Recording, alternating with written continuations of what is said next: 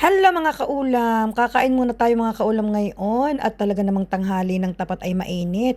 At kami mag-asawa ay magkasabay pero napakatbagal naman kung ano-ano pang iniintindi doon sa kusina. Ako nga pala yung nagsigang ng ulo ng salmon, nilagyan ko ng bunga ng malunggay. Sabi ko sa inyo mga kaulam, walang kamatayang bunga ng malunggay ito. Tapos nilagyan ko ng talbos ng kamote. Ang naging problema, nagmamadali akong masyado dahil nga papunta na ako sa aking estudyante. Hindi ko masyadong naluto pala ang bunga ng malunggay, matigas. Nagrereklamo ang asawa ko. Sabi ko, wag ka mag-alala, marami pa naman tayo dyan.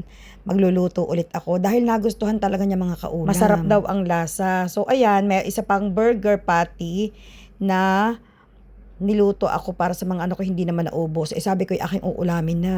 Sobrang pagmamadali ko dyan mga kaulam dahil 15 minutes lang ako pwedeng kumain. Kailangan ko nang tumakbo doon sa aking estudyante dahil meron pa siyang Quran lesson pagkatapos sa akin. Ayoko naman na nabibitin yung Quran lesson niya dahil online yun.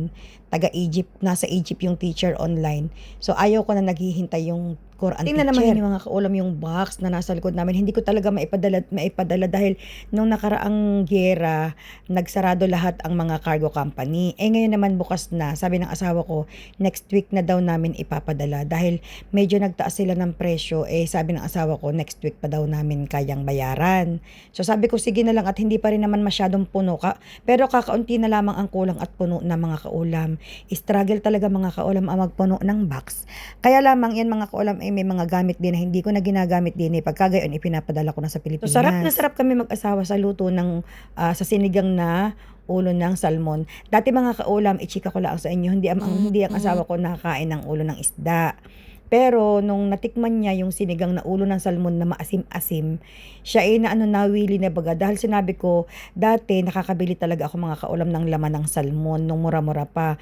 Ngayon, nagtaas na talaga ang presyo. Sobrang taas na. Kaya hindi ko na talaga mga kaulam ma-afford ang pinaka filet niyan. Gayon din naman mga kaulam ang lasa. Lalong-lalo na pag nabili ako ng buto-buto, ang dami-dami din naman laman na nakukuha. Iisa naman mga kaulam ang lasa. So bakit pa ako bibili ng mahal kung pwede namang mura? Tuwing bibili ako ay dalawang ulo, 1 kilo na yon. Minsan nakukuha ko ng 10, minsan na 15. So pwede na yun. Ang 10 sa pera natin is 160 plus, gayon. Parang 165, ganyan. Pwede na sa isang ulaman. Minsan nagiging dalawang ulam namin, nagiging dalawang kain namin yun. Pwede na yung mga kaulam. Maayos, okay na yung presyo na yun. Dati, pag ganitong araw ng Martes, diretso na ako sa aking estudyante galing sa school. Tapos, nilalakad ko na lamang pag uwi ng bahay.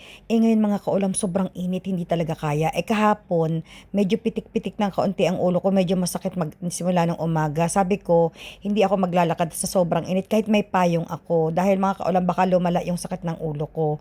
So sabi ko, uuwi muna ako sa bahay, kukuhanin ko ang sasakyan. Kaya naman mga kaulam, minsan hindi ko ginagamit ang sasakyan dahil ang dami kong binabayaran. Toll gate, parking, yung gasolina, o di kahit pa paano, pag naglakad ako matitipid ko na. Pero pag masakit ang ulo ko mga kaulam, kailangan kong gumamit ng sasakyan kahit magbabayad tayo. Dahil syempre mas iingatan naman natin mga kaulam ang kalusugan kaysa sa bayad sa sasakyan. Tapos ang nakakatuwa, 1 linggo na lamang ang ipapasok namin at meron kaming 9 days sa holiday dahil sa Eid al-Adha. Ayan. Tapos pagkatapos noon, review na lang kami dahil malapit na ang final exam ng mga estudyante.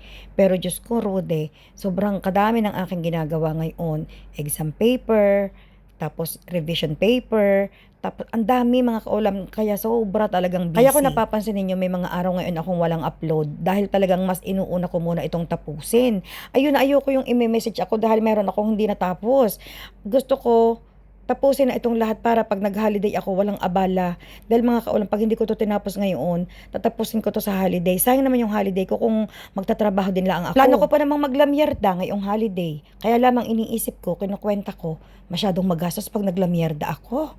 Siguro uungkot na lamang ako doon sa bahay ng kapatid ko dahil makukumpleto kaming 3 magkakapatid. Chichika na lang. Tapos meron namang magandang swimming pool sa building nila. Magsuswimming na lang siguro kami. Tapos chika-chika. Tapos magluluto na lang ng pansit. Tapos magkakainan na lamang. O pag inantok, matutulog. Gayon na lang para hindi masyadong magastos. Siguro doon ko na lang iimbitahin ang aking ibang mga kaibigan. Pwede naman kaming tumambay doon. Hindi naman magagalit ang kapatid ko. Dahil ako na may maraming pagkaing dadalhin. Charot. Pero plano kong mag-ukay-ukay sana. dahil summer na naman para makapili-pili ng mga damit na pang-summer na pambahay. Diyos ko po, Rudy, mahigpit dahil ayaw kong gumamit ng mga aircon na naman ngayon. So, pag umaga, pwede naman ako na ano lamang kung anong suot lang sa bahay pero para hindi makagamit ng aircon mga kaulam, sayang din ang kuryente. Pag ako nasa bahay, hindi ako nag-aircon. Pag nandito ang asawa ko, Diyos ko puro, the best friend talaga niya ang aircon. Ewan ko baga kung bakit hindi sila mapakali ng walang aircon. Ako na may pwede na sa electric pan Itong mga kasama ko sa bahay, walang kibot, naka-aircon. Diyos ko po, Panginoon ko po. Ayaw kong malamig.